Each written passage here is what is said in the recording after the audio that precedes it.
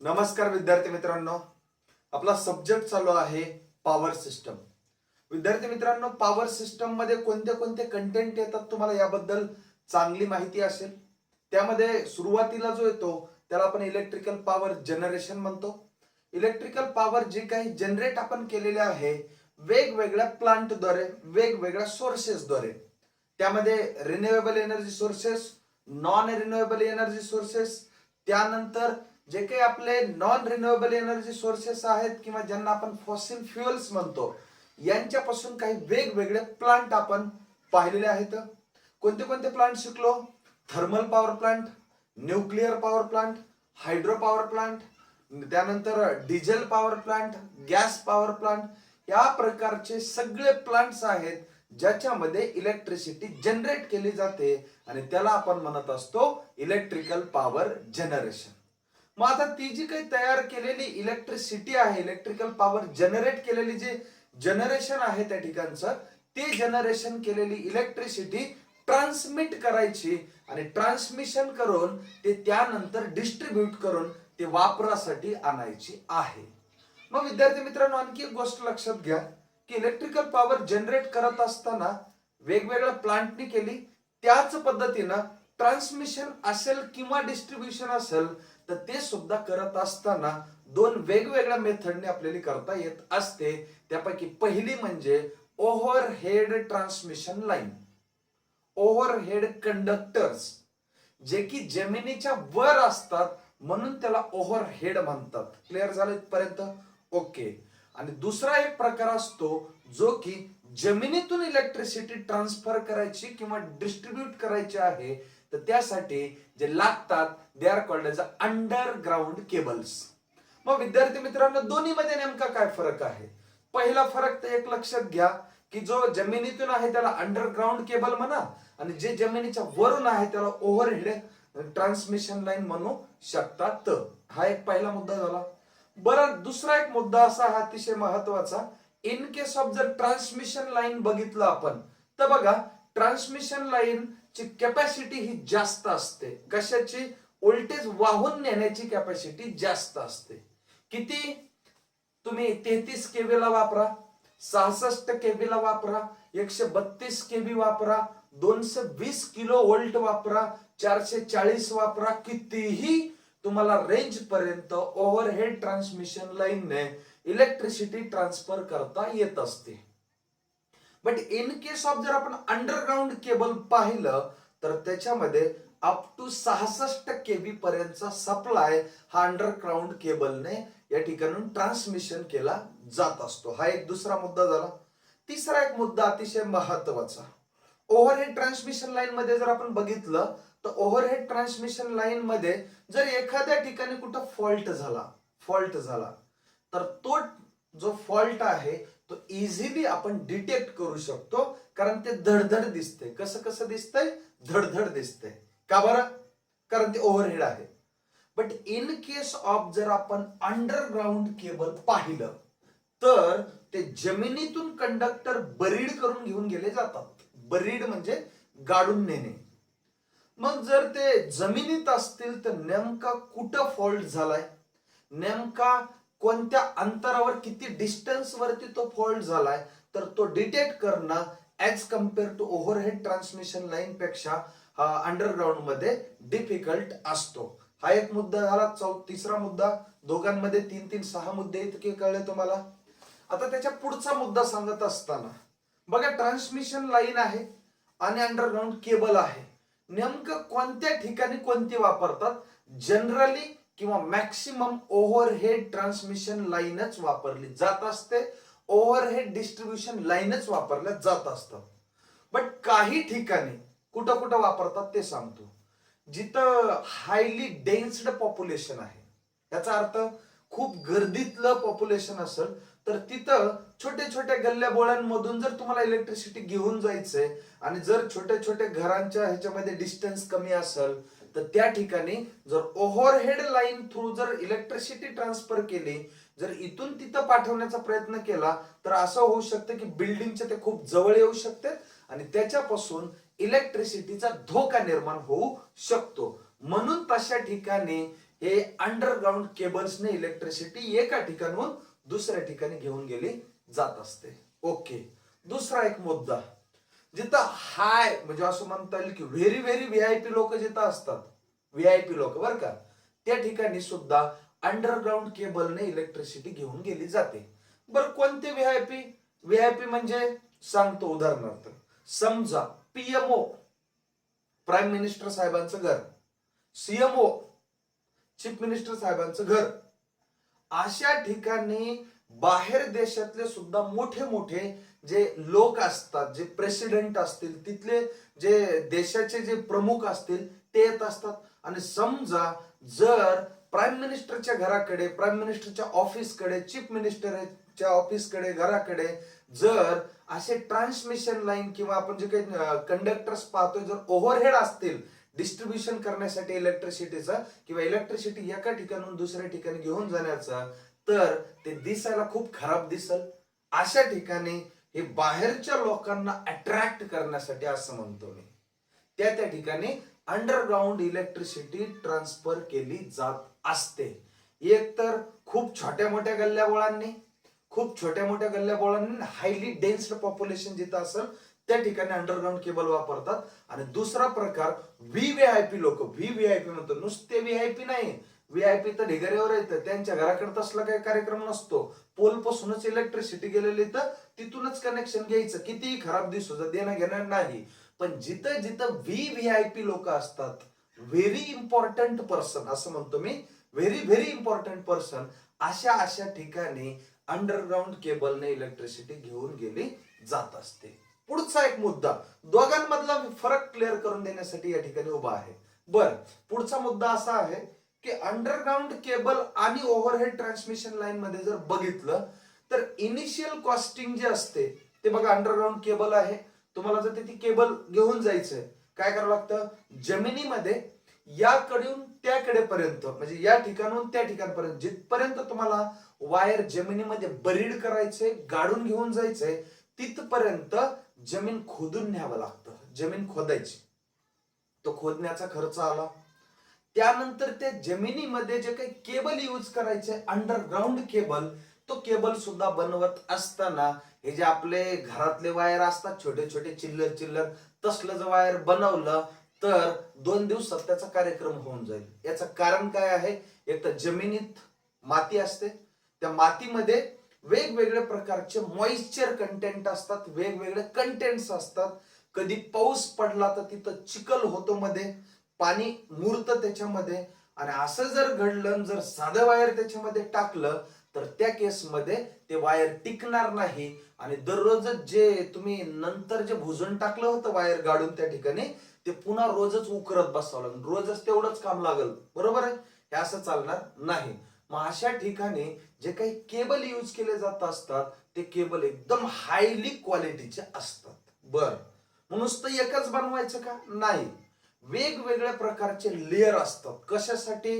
एक तर मधल्या जे साईडला असतो एकदम centre part, that is called as a conductor, it is also called as a core, त्याला कोर किंवा कंडक्टर म्हटलं जातं. बर, मग आता हे जो कंडक्टर किंवा कोर जो असतो तो जो बनवलेला असतो तो एकतर अल्युमिनियम पासून असेल बनवलेला, कॉपर पासून बनवलेला असेल, पण त्याच्या बाहेरून एक लेअर असतो त्याला इन्सुलेशन म्हणायचंय. मग त्या इन्सुलेशनलाही प्रोटेक्ट करायचे, त्याच्याही बाहेर एक लेअर वापरायचा, त्या लेअरलाही प्रोटेक्ट करायचे, त्यालाही लेअर वापरायचा. असे नंबर ऑफ 5, 6, 7, 8 असे नंबर ऑफ लेअर्स वापरून तो जो अंडरग्राऊंड केबल असतो तो बनवला जातो. म्हणून काय होतं, ह्याची कॉस्टिंग ऑफ अंडरग्राऊंड केबल सुद्धा जे आहे बघितले तर खूप महाग केबल जातं. आणि तो जमिनीत गाडून घेऊन जायचा आहे, रोजच त्याचा मेंटेनन्स करायला परवडणार नाही, कुठं जर शॉर्ट सर्किट झालं तर ते फॉल्ट कळणार नाही. या सगळ्या गोष्टींमुळं त्याची जी कॉस्टिंग असते ती सुद्धा सुरुवातीला खूप जास्त जात असते असं म्हणता येऊ शकतं. क्लिअर झालं इथपर्यंत? बर, आता एकंदरीत आजचा जो काही टॉपिक आहे याला सुरुवात करत असताना टॉपिकचं नाव आहे अंडरग्राऊंड केबल. Underground cable.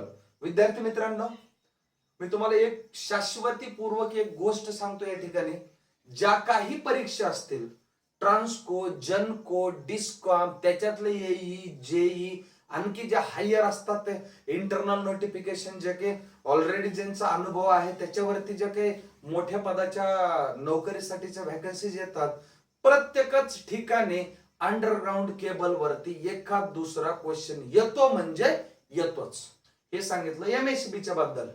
तसंच या तुम्ही बाकी ज्या काही परीक्षा असतील, मेट्रोज, सगळ्या मेट्रोज बघा, कुठं ना कुठं तुम्हाला क्वेश्चन याचा सापडणार. मॅक्सिमम टाइम्स क्वेश्चन येतात. तिथून पुढे जा, IAS ला जा, MES ला जा, वेगवेगळ्या प्रकारचे SSC JEE मध्ये जा, रेल्वे मध्ये जा, मुंबई महानगरपालिकेत जा किंवा अन्य ठिकाणच्या आणखी नगरपालिका, महानगरपालिका आहेत, नगर परिषदा आहेत. प्रत्येक ठिकाणी जिथं जिथं टेक्निकलचा पेपर होत असतो त्या त्या ठिकाणी अंडरग्राऊंड केबल वरती क्वेश्चन बघायला भेटतात. एकाच वाक्यात सांगायचं झालं तर प्रत्येक परीक्षेत येण्यासारखे क्वेश्चन या ठिकाणी तयार होतात. बरं, क्वेश्चन तर तयार होतात, पण मग सर हे इतकं डेंजर असतं, कसं लक्षात ठेवायचं? मी तुम्हाला सांगतो. लक्षात ठेवण्यासाठी मी एक लॉजिक काढलं शोधून. कसं काढलं तेही प्रॅक्टिकल उदाहरणासहित काढलं. बरोबर आहे? कसं झालं हे लॉजिक कसं बनलं सांगतो.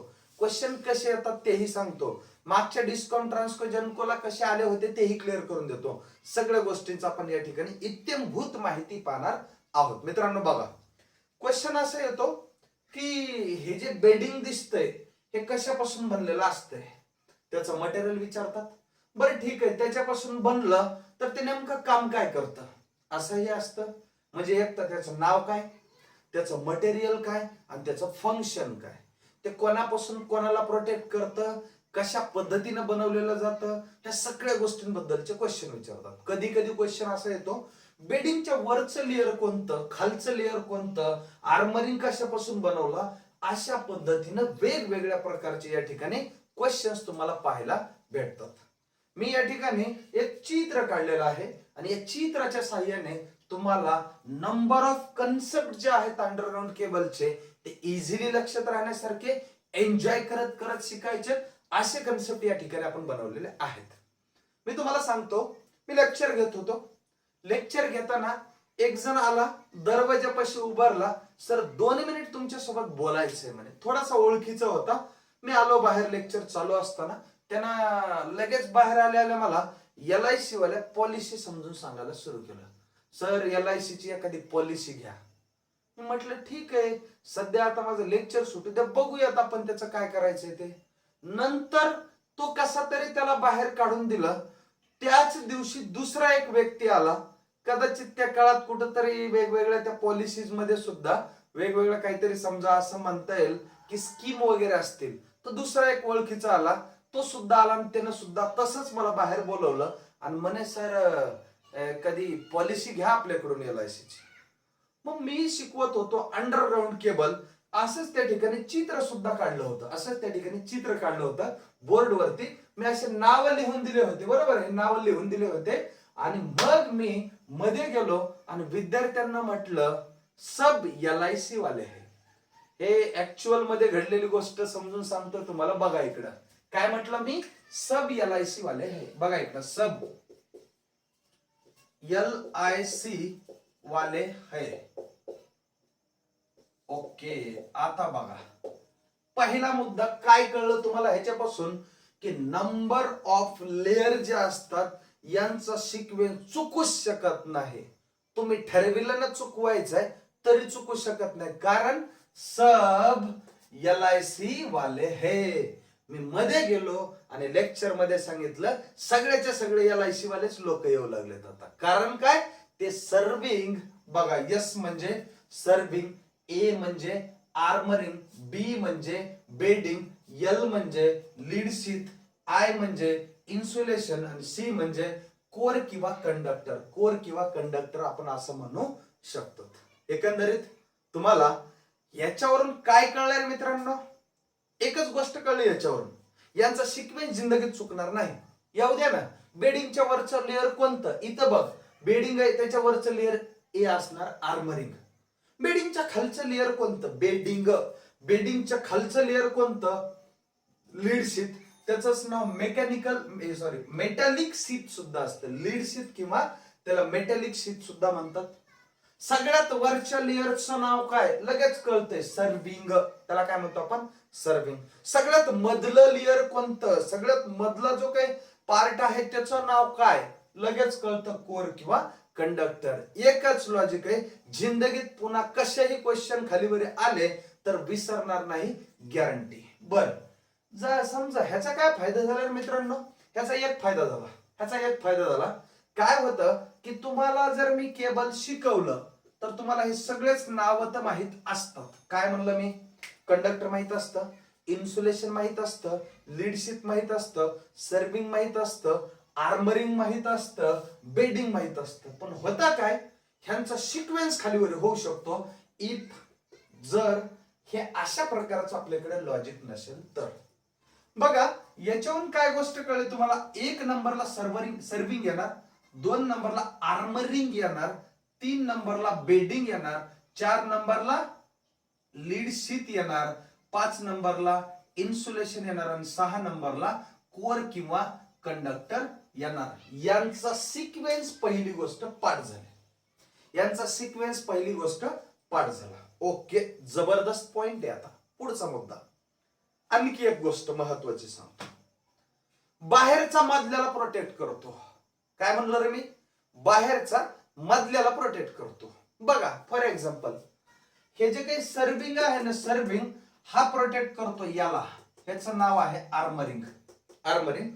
आर्मरिंग प्रोटेक्ट करतो बेडिंगला, बेडिंग प्रोटेक्ट करतो लीड शीटला, लीड शीट प्रोटेक्ट करतो इन्सुलेशनला, आणि इन्सुलेशन प्रोटेक्ट म्हणा किंवा इन्सुलेशन सेपरेट करतो कंडक्टरला. पहिला मुद्दा कळला, सगळ्यांचे नाव. काय लॉजिक, सब LIC वाले है, सगळेच सगळे कसले तर LIC वाले. ओके, हा एक मुद्दा झाला. नाव क्लिअर झाले, सबचं SAB, सर्विंग, आर्मरिंग, बेडिंग, LICचा लीड शीट, इन्सुलेशन आणि कंडक्टर किंवा त्याला कोर म्हणतो आपण. 6 नावं पाठ झाले. दुसरा मी मुद्दा सांगितला की यांचा सिक्वेन्स, खालचं कोणतं, वरचं कोणतं, वरच्या कडेचं कोणतं, खालच्या कडेचं कोणतं, सगळ्याच गोष्टी हेही क्लिअर झाले. तुमचे ते 6 नावं आणि 6 नावांचे खालचे वरचे आणि त्यांचा सिक्वेन्स आणि एक दुसरे 5-6 क्वेश्चन, असे 10-12 क्वेश्चन जर काही आले तुमचं कधीच चुकू शकत नाही, कारण आपल्याकडे एक लॉजिक आहे, सब LIC वाले है. चला 10-12 क्वेश्चनचे आन्सर आपले आता कधीच जिंदगीत चुकणार नाही. हा तर मुद्दा ओके झाला. पुढे जाऊयात. पुढे लॉजिक सांगितलं, बाहेरचा मधल्याला प्रोटेक्ट करतो, बाहेरचा मधल्याला प्रोटेक्ट करतो. कोणताही असू द्या ना. जर विचारलं की बेडिंगला प्रोटेक्ट कोण करतं, तर पटकन तुम्हाला दिसलं पाहिजे आर्मरिंग हा बेडिंगला प्रोटेक्ट करतो. आर्मरिंग काय करतो, बेडिंगला प्रोटेक्ट करतो. लीड शीटला कोण प्रोटेक्ट करतं, बेडिंग नावाचं जे लेअर आहे त्या अंडरग्राउंड केबल मध्ये तो प्रोटेक्ट करत असतो. कंडक्टरला कोण प्रोटेक्ट करतं किंवा कोण सेपरेट आउट करतं, त्याचं नाव आहे इन्सुलेशन. चला, कोण कोणाला प्रोटेक्ट करतो ह्याचेही 6 क्वेश्चन झाले. जवळपास 18 कन्सेप्ट, 18 क्वेश्चन झाले असं म्हणायला हरकत नाही. 6चे नाव, 6चे खालचं वरचं कोणतं आणि कोण कोणाला प्रोटेक्ट करतो, हे झाले 18 क्वेश्चन असं म्हणायला हरकत नाही. पुढे जाऊयात. आता बघायचंय प्रत्येक गोष्ट नेमकी कशापासून बनली, म्हणजे material of that particular layer, त्या पर्टिक्युलर लेअरचं मटेरियल काय असेल हे बघायचंय. आता कसं बघायचं, इकडं बघायचं, लक्षात येऊनच जातं, टेन्शनच घ्यायचं नाही. बघा सर्विंग जे आहे ते बनलेलं आहे फायबरस मटेरियल, लाईक फायबर असतं, फायबरस मटेरियल पासून बनलेलं असतं सर्विंग. उदाहरणार्थ एग्जाम्पल के साथ, एग्जाम्पल कोणतं, जूट नाही, बघा इकडे जूट, ठीक आहे. पुढं हेसियन टेप म्हणतात त्याला. हे काय सांगितलं, सर्विंग जे आहे ते प्रोटेक्ट करतं आर्मरिंगला, बनलं असतं फायबरस मटेरियल पासून, त्याला जूट म्हणायचं. काही लोक त्याला हेसियन टेप म्हणू शकतात किंवा हेजियन म्हणा, हेसन म्हणा, काय म्हणायचं ते म्हणा. लक्षात ठेवा, हे ऑप्शन मध्ये येऊ शकतं. चला पुढं. बरं, हे ह्याला प्रोटेक्ट करतं सर, कळलं, पण नेमकं कशापासून प्रोटेक्ट करतं, आर्मरिंगला प्रोटेक्ट करतं ऍटमॉस्फेरिक कंडिशन पासून. मित्रांनो मला सांगा, हे फायबरस मटेरियल आहे, बरोबर आहे, जूट आहे, हेजियन टेप आहे, हे त्याच्यावर गुंडाळला असतो, बरोबर आहे. मग हे प्रोटेक्ट करतं म्हणजे नेमकं कशापासून करतं? समजा उन्हाळ्यात ऊन आहे, पावसाळ्यात पाऊस आहे, हिवाळ्यात थंडी, किंवा त्याला थोडक्यात म्हणू शकतो ऍटमॉस्फेरिक कंडिशन बदलत राहतात. मग आता ऍटमॉस्फेरिक कंडिशन मध्ये पाऊस पडला तर पाणी मध्ये जाऊ नये ना, बरोबर आहे. म्हणून या आर्मरिंगला प्रोटेक्ट करायचं काम करतं सर्विंग, बनलेलं असतं फायबरस मटेरियल पासून, ज्यूट हेजियन टेप, आणि प्रोटेक्ट करतं ऍटमॉस्फेरिक कंडिशन पासून. चला मुद्दे आता भरपूर कळले बघा. पहिले 18 झाले, हे 19 झाला आणि हा 20 झाला पॉइंट. हा प्रत्येकाच्या आता तिथं तुम्हाला 2-2 कळणार आहेत, प्रत्येकाचे 2-2 कळणार आहेत, किंवा काही ठिकाणी 3-4 सुद्धा कळतील. म्हणजे जर असं बघितलं तर पहिले 18 आणि हे 12-30 मुद्दे अंडरग्राऊंड केबलचे क्लिअरच झाले तुमचे, होणारच.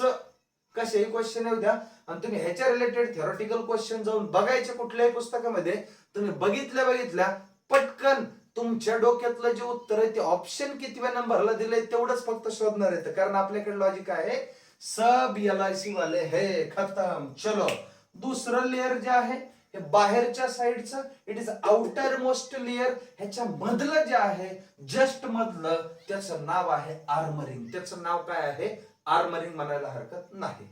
बर, हे आर्मरिंग कशापासून बनलं असतं ते सांगतो बघा. गॅल्वनाइज्ड स्टील वायर किंवा गॅल्वनाइज्ड स्टील टेप याच्यापासून बनलेलं असतं हे आर्मरिंग. बर, हे काय करतं? हे जे मधलं बेडिंग असतं ना, बेडिंग, याला प्रोटेक्ट करतं फ्रॉम मेकॅनिकल इंजुरी. कसली इंजुरी? Mechanical injury. म्हणजे हे जे बेडिंग असतं ना, हे सुद्धा फायबरस मटेरियलचं बनलेलं असतं, आणि हे जे काय आहे स्टीलच्या वायरचं बनलेलं असतं. स्टीलचं एक थोडक्यात तिथं जाळी बनवल्यासारखी असते. समजा ती जर जाळीच नसती तर इथलं जे मधलं जे बेडिंग आहे ना, किंवा हे मधलं बेडिंग, हे सुद्धा ज्यूट हेजियन टेप पासूनच बनवलेलं असतं, फायबरस मटेरियल पासून. तर याला काय होऊ शकतो? क्रॅश करू शकतो त्या ठिकाणी, थोडक्यात ते तुटू शकतं, काहीतरी ते त्या ठिकाणी इंजुरी होऊ शकते. That is called as a mechanical injury. He mechanical injury होऊ नये म्हणून या ठिकाणी स्टील वायरचं किंवा स्टील टेपचं या ठिकाणी आर्मरिंग किंवा या बेडिंग वरती एक लेअर बसवला जात असतो, असं म्हणायला हरकत नाही. चला आता बरेच मुद्दे तुम्हाला आणखी कळले. 20 आणि 2 22 मुद्दे झाले, बरोबर आहे, 22 मुद्दे. चला पुढे जाऊयात. नेक्स्ट आहे बेडिंग. बेडिंग पहिला मुद्दा, ते बनलं कशापासून? फायबरस मटेरियल पासून बनलं. ज्यूट म्हणजे हे ज्यूट. दुसरं हेजियन टेप. हेजियन टेप, आणि हे काय करतं?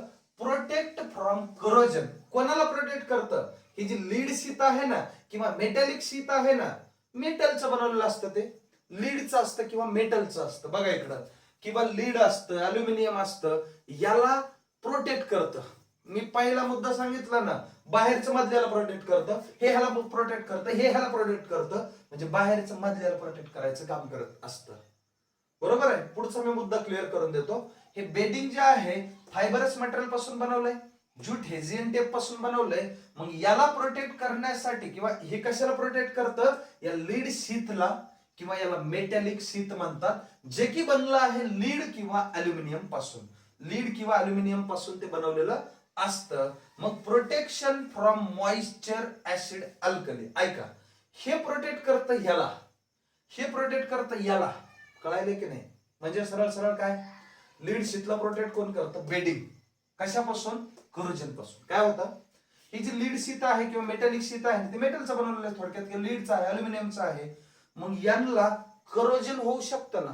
करोजन म्हणजे रे, करोजन आणि इरोजन मध्ये फरक आहे बरं. करोजन आणि इरोजन मध्ये फरक आहे. काही लोकांना सारखं वाटतं. करोजनचा अर्थ गंज चढणे, बरोबर आहे. करोजनचा अर्थ गंज चढणे, आणि इरोजनचा अर्थ मातीची धूप होणे.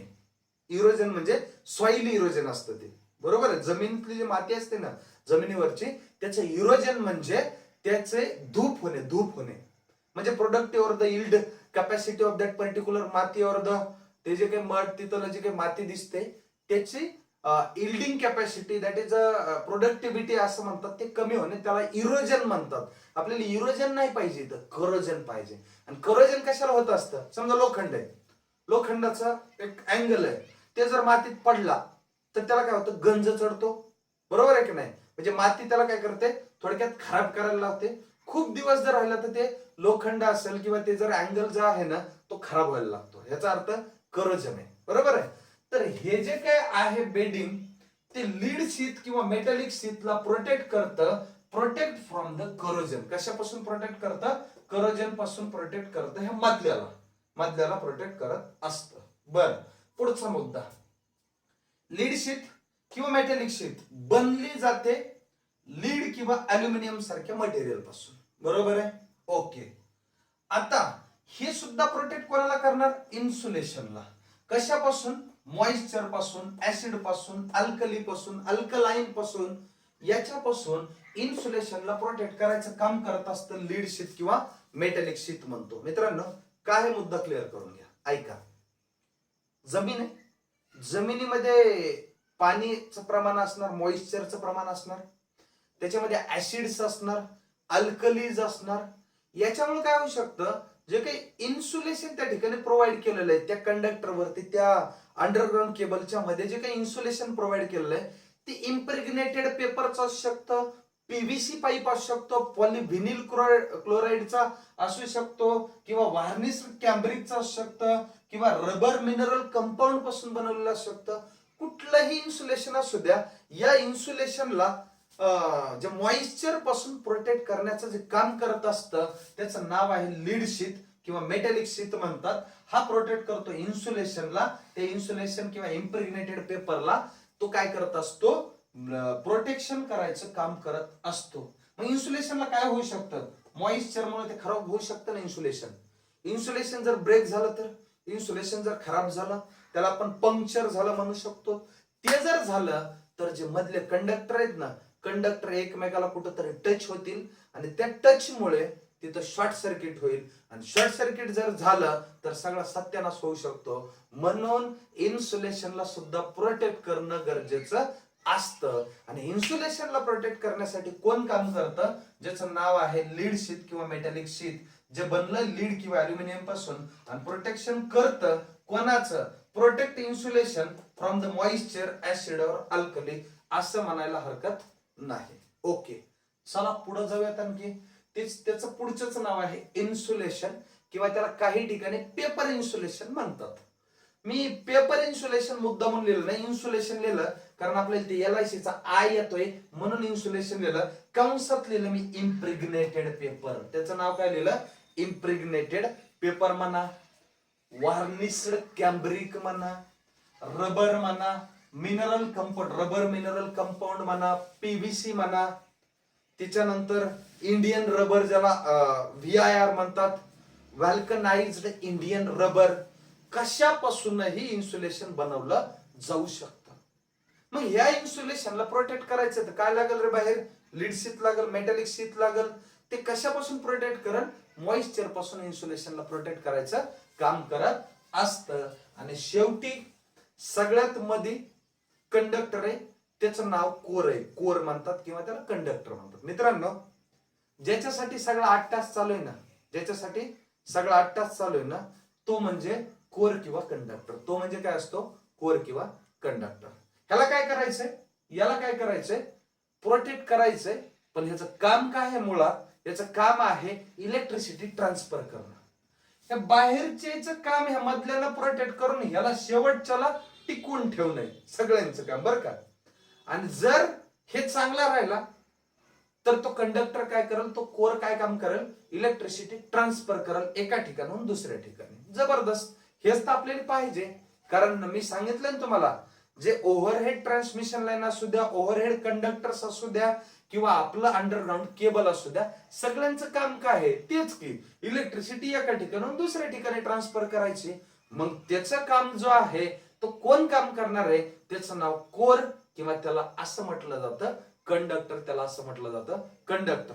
जनरली कशापासून बनवतात रे, टिन्ड कॉपर, किंवा त्याला तुम्ही अल्युमिनियमचे कंडक्टर्स यूज करू शकता. तर मित्रांनो, एकंदरीत हे झाले 6 प्रकारचे लेअर. त्यांचं मटेरियल, ते नेमकं काय काम करतंय, कोणत्याला कोणाला प्रोटेक्ट करतंय, कोणता कोणाला प्रोटेक्ट करतंय, सगळे मुद्दे तुमच्या समोर आता दूध का दूध आणि पाणी का पाणी झालं असेल अशी अपेक्षा करतो. पुन्हा एकदा एका मिनिटात आणखी काही ऍडिशनल मुद्दे तिथं प्रत्येक ठिकाणी ऍड करायचे, तेवढे मात्र करून घ्या. बघा इकडे सांगतो. मग हे जे कोर असते, एक एक कोर सुद्धा असू शकते, 2 कोर असतात, 3 कोर असतात, 4 कोर असतात, आणि या कोरला एक कोर जर असेल, एक कंडक्टर असेल, तर त्याला तुम्ही सिंगल कोर केबल म्हणतात. Single core cable. 2 असतील तर 2 कोर केबल, 3 असतील तर 3 कोर केबल, 4 असतील तर 4 कोर केबल. आणि मराठीत एक आणखी एक असतं, तुम्हाला सांगतो मराठीत 3.5 कोर केबल. म्हणजे आता हा लय भारी महत्वाचा कन्सेप्ट आहे बघा. 3.5 कोर केबल कधी म्हणतात आणि का म्हणायचं त्याला क्लिअर करून देतो, मुद्दा क्लिअर करून देतो. ऐका, एक कोर असेल तर सिंगल कोर, ते एकदम ओके. 2 कोर, 3 कोर आणि 4 कोर पर्यंत काहीच नाही, जितक्या कोर आहेत तितकं कोर केबल म्हणतात, तर काहीच टेन्शन नाही, सगळं ओके. पण 3.5 कोर केबलचा अर्थ काय असं सांगतो. असं नाही की म्हणजे इथून इतकं समजा कंडक्टर आहे, इथून इतका हा अंडरग्राऊंड केबल आहे, म्हणजे इथून इथपर्यंत एक कोर आहे, म्हणजे 3.5 आहे, तर म्हणजे पूर्ण 4 आहे तिथपर्यंत आणि इथून पुढे नाही, असं नाही ते अर्थ. असं असतं की ज्या कोर आहेत, एक कोर त्याच्यातली छोटी असते, काय असते, छोटी असते, आणि बाकीच्या अन्य कोर जे असतात ते त्यांची साईज मोठी असते. म्हणून अशा कोर केबलला म्हणतात 3.5 कोर केबल. काय म्हणायचं त्याला, 3.5 कोर केबल. लक्षात घ्या, सिंगल कोर, 2 कोर, 3 कोर आणि 4 कोर केबल. आणि पुढचं सांगतोय मी 3.5 कोर, 3.5 कोर केबल. का बरं, त्याच्यातली एक जी कोर असते ती छोटी असते, त्याची साईज कमी असते, म्हणून त्याला म्हणायचं 3.5 कोर केबल. त्याला काय म्हणतो आपण, 3.5 कोर केबल म्हणायला हरकत नाही. इन दिस वे ज्याला आपण केबल वरती सांगितलं की कन्सेप्ट क्वेश्चन येतात परीक्षेमध्ये, ते सक्सेसफुली कंप्लीट झालं. याच्यामध्ये आणखी काही गोष्टी होतात, सांगतो तुम्हाला. आता 2 कोर आहेत, 2 कोरचा केबल आहे समजा, इथं बी कोर आहे, इथं बी कोर आहे, मग ह्याच्यातून इलेक्ट्रिसिटी ट्रान्सफर होईल, ह्याच्यातूनही होईल, आणि मधात जे आहे ते होत नाही. म्हणजे मधात थोडक्यात डायइलेक्ट्रिक मटेरियल आहे, तर या दोघांमध्ये कॅपॅसिटन्स तयार होतो. बापरे, 1 2 3 4 जितक्या कोर असतील तितक्या सुद्धा प्रत्येकामधून इलेक्ट्रिसिटी ट्रान्सफर होते, आणि दोघांच्या मध्ये प्रत्येक ठिकाणी कॅपॅसिटन्स तयार होत असतो. तो एक मुद्दा आपल्याला त्या ठिकाणी बघायचा आहे. तुम्ही काय करा, एकदा मी रिव्हिजन देतोय करून, तेवढं मात्र व्यवस्थित समजून घ्या. एवढं समजलं तर कित्येक क्वेश्चन तुमचे 30 क्वेश्चनच्या आसपास, 30 वेगवेगळे छोटे मोठे कन्सेप्ट जे आहेत अंडरग्राऊंड केबलचे, सगळे क्लिअर होतील, आणि परीक्षेत आलेला क्वेश्चन तुमचा चुकणार नाही, हा या ठिकाणी विश्वास व्यक्त करतो. जाऊयात पुढं रिव्हिजन कडे. त्याला आपण रॅपिड फायर राऊंड म्हणतोय मी माझ्या ह्याच्यामध्ये. बघा, पहिला मुद्दा, अंडरग्राऊंड केबल कुठं कुठं लावायचे. एक तर एकदम छोट्या मोठ्या गल्लींमध्ये जिथं हायली पॉप्युलेशन आहे, हायली डेन्स पॉप्युलेशन आहे, तिथं लावायचं. कशामुळं, की ते अडचणी येऊ नयेत, किंवा त्याच्यापासून लोकांना म्हणा किंवा जे काही जीव असतात तिथं त्यांना काहीही प्रॉब्लेम होऊ नये किंवा शॉक लागू नये याच्यासाठी. एक तर सगळ्यात भंगार गल्लीत असं म्हणू शकतो, आणि एक तर सगळ्यात व्हीआयपी लोकांमध्ये अंडरग्राऊंड केबल वापरायचे असतात. सगळ्यात व्हीआयपी पर्सनच्या तिकडे. याचं कारण काय, तिकडे येणारे लोक मोठे मोठे लोकच येणार त्यांच्याकडे, आणि तिथं जर बाहेर असं इकडून एक पोल आहे, इकडून पोल आहे, त्याचे वायर लोंबायलेले, इकडून त्याच्यावर आकडे कोणीतरी टाकलेले, पंतप्रधानाच्या घरावर आकडा, मुख्यमंत्र्याच्या घरावर आकडा, वेगवेगळ्या केंद्रीय मंत्र्याच्या घरावर आकडा, किती घाण दिसेल ते. म्हणून ऊर्जा मंत्र्याच्याच घरावर जर आकडा असला तर कसं वाटून विचार करा.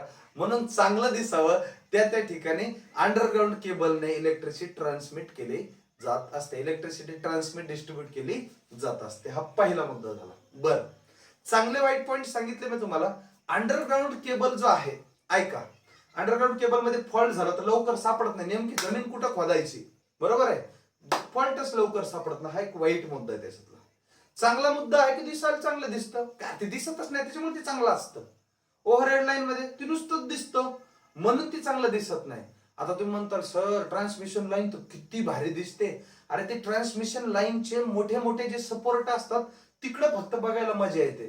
पण गल्लीमध्ये जे पोल असतात ना, लोंबायलेले तारा, जिथं सॅक कॅल्क्युलेशन हे ते बिगडा बिगडी झालेलं असतं, कुणीतरी येऊन आकडे टाकतं, ती किती खराब दिसते बघा ना तुम्ही. तीच जर तिथून अंडरग्राऊंड केबल असतील तर इलेक्ट्रिसिटीचे ते कंडक्टर बिंडक्टर वायर बियर ह्याच्या त्याच्या घराहून इकडून तिकडे गेलेले दिसणारही नाही तर, आणि मस्त प्रकाश सुद्धा असेल, घरात जे काही इलेक्ट्रिसिटी लागणार आहे ती सुद्धा असेल. म्हणून appearance of the underground cable is a good असं म्हटलं जातं. आणि ओव्हरहेड ट्रान्समिशन असतील किंवा ओव्हरहेड लाईन जे असतात त्याच कम्पेअर टू ह्याच्यापेक्षा ते तितके चांगलं दिसत नाहीत, असं त्या ठिकाणी एक पॉइंट असतो. चला पुढच्या मुद्द्यावर जाऊयात. मग हे बनवायचं कसं? कारण हे उगाच कसलं बी वायर घेतलं, 2 रुपये फुटाचं दुकानातून आणलं, जमिनीत गाडलं आणि त्याच्यातून इलेक्ट्रिसिटी ट्रान्समिट करू लागलाय, असं शक्य आहे का मित्रांनो? असं अजिबात शक्य नाही. कारण काय रे, ती जमीन आहे ना, माती ना, ते त्या मातीमध्ये मॉइश्चर असणार, अल्कली असणार, किंवा त्याला तुम्ही ऍसिड म्हणा, पाण्याचं प्रमाण असणार, वेगवेगळे त्या ठिकाणी कंटेंट आहेत. त्या वायरला लगेच खतम करून टाकतील तसल्या भंगार वायरला. म्हणून तुम्हाला चांगलं वायर बनावं लागतंय. आणि त्या चांगलं वायर बनवत असताना वेगवेगळ्या प्रकारचे लेयर्स यूज करून अंडरग्राऊंड केबल तयार केलं जात असतं. काय काय असतं त्याच्यात? सब LIC वाले हे लॉजिक सांगितलं तुम्हाला. लेक्चर घेत असताना अंडरग्राऊंड केबल शिकवायला होतो, हे लिहून दिलं होतं. आणि मग मला ते धडधड मी ज्यावेळेस मध्ये गेलोय आणि पाहतोय तर इथला S दिसला, इथला A दिसला, इथं B दिसला, इथला L दिसला, इथला I दिसला, इथला C दिसला. पटकन क्लिअर झालं ना. सब LIC वाले हे सगळेच सगळे LIC वाले. बघा ते LIC आले जीवन के साथ क्या, जिंदगी के साथ भी, जिंदगी के साथ भी और जिंदगी के बाद भी. ते आले, त्यांचा फायदाच झाला ना आपल्या लाईफ मध्ये. भले ती पॉलिसी भेटू नाही भेटू, आपण काढू नाही काढू, तो पुढचा मुद्दा. पण ह्याच्यावरती क्वेश्चन नंबर ऑफ येतात. आणि तो क्वेश्चन जर तुमचा बरोबर आला तर आयुष्यभर लागेल तेवढ्या पॉलिसी तुम्ही काढू शकता ना. कारण तुम्ही गव्हर्नमेंट मध्ये ऑफिसर होणार, इंजिनियर साहेब होणार, इंजिनियर मॅडम होणार, मान सन्मान, कारण तिकडे पैसा असतो बऱ्यापैकी भरपूर. या पद्धतीनं LIC वाल्याचा फायदा कसा झाला? सब LIC वाले हे एक लॉजिक वरती भरपूर कन्सेप्ट क्लिअर झाले. बर, serving, armouring, bedding, lead sheet आणि इन्सुलेशन आणि शेवटी कंडक्टर किंवा त्याला कोर म्हणा, हे कोणतं कोणत्यावरती, कोणतं कोणत्या खालती, कोणतं कशाला काय करतं सगळं क्लिअर करून दिलं. बाहेरचं मधल्याला प्रोटेक्ट करतं, हे ह्याला प्रोटेक्ट करतं, हे ह्याला प्रोटेक्ट करतं, हे ह्याला करतं, हे ह्याला प्रोटेक्ट करतं, असं म्हणायला हरकत नाही. मग ते प्रोटेक्शन साठी सगळे गोष्टी वापरल्या जात असतात. आणि शेवटी मी तुम्हाला सांगितलं 1 कोर, 2 कोर, 3 कोर, 4 कोर आणि 3.5 कोरचा कन्सेप्ट काय आहे. 1 कोर त्याच्यातली छोटी असते साईज ना, बाकीच्या कोर मोठ्या असतात, म्हणून त्याला 3.5 म्हणायचं. म्हणून त्याला काय म्हणायचं? 3.5 कोर म्हणायचं असतं. इन दिस वे मी तुम्हाला सगळे कन्सेप्ट सांगितलं. काय काय येतात क्वेश्चन तेही क्लिअर करून दिले. एवढं तुम्हाला व्यवस्थित लिहून घ्यायचंय. क्वेश्चन काय येतात पुन्हा रिपीट करतोय मित्रांनो, विसरायचं नाही. खूप चांगला कन्सेप्ट आहे, परीक्षामध्ये कंपल्सरी येण्यासारखा येणारा कन्सेप्ट आहे. अंडरग्राऊंड केबल, त्याच्यातलं पहिलं लॉजिक, सब LIC वाले हे यूज केलं जातं अप टू 66 किलो वोल्ट पर्यंत. त्याच्या पुढं थोडस ते जे इनिशियल कॉस्टिंग असते किंवा त्याला आपण इन्व्हेस्टमेंट कॉस्ट म्हणा किंवा इनिशियल कॉस्टिंग म्हणतात, तर ती थोडीशी जास्त जाते. म्हणून जनरल ते वापरत जात नाहीत. वापरतात कुठपर्यंत? मॅक्सिमम 66 kV पर्यंत यूज केले जात असतात. मग तिथपर्यंत ही ओव्हरहेड वापरू शकतात. आणि त्याच्या पुढेही पाहिजे असेल 765, 440 kV, 220 kV, 132 kV, 66 kV, 33 kV, कितीलाही वापरा ओव्हरहेड लाईन. पण अंडरग्राऊंड केबल कुठपर्यंत वापरायचे? अप टू 66 किलो वोल्ट, म्हणजे 66,000 वोल्ट पर्यंत अंडरग्राऊंड केबल वापरले जात असतात. इन दिस वे हे सगळे कन्सेप्ट ओके झाले असते. काय काय येतं? सगळ्या लेअरचे नाव माहित पाहिजेत. दुसरा, सगळ्यात वरी कोणता, सगळ्यात खाली कोणता, ह्याच्यावर कोणता, त्याच्या खाली कोणता, सगळ्याच गोष्टी तुम्हाला क्लिअर झाल्या पाहिजेत. ओके, हे झालं. कोणत्याचं मटेरियल नेमकं काय, कशापासून बनवलं जातो, त्याचं नेमकं काम काय असतं. ते मधल्याला प्रोटेक्ट करतं, पण कशापासून प्रोटेक्ट करतं?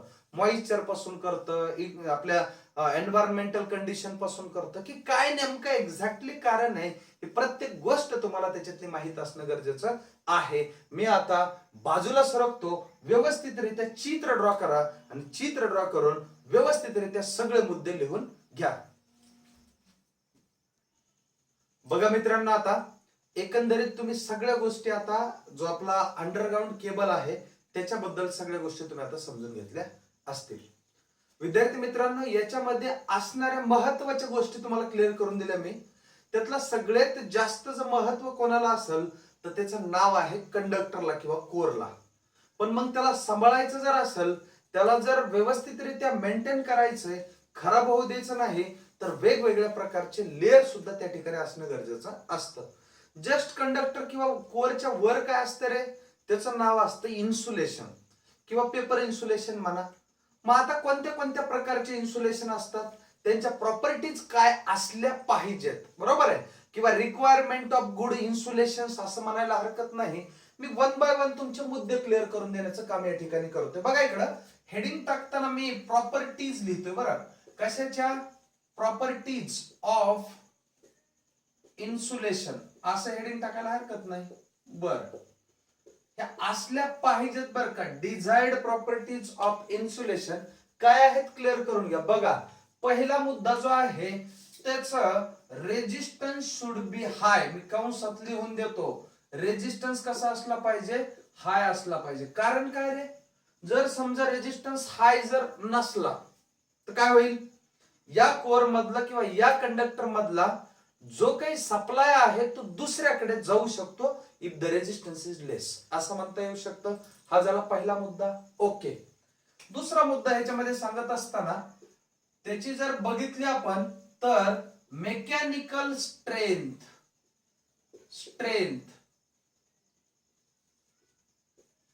शुड बी हाय. ती सुद्धा कशी असली पाहिजे? हाय असली पाहिजे. पुढचा मुद्दा डाय इलेक्ट्रिक स्ट्रेंथ. बघा, डायइलेक्ट्रिक स्ट्रेंथ सुद्धा काय पाहिजे?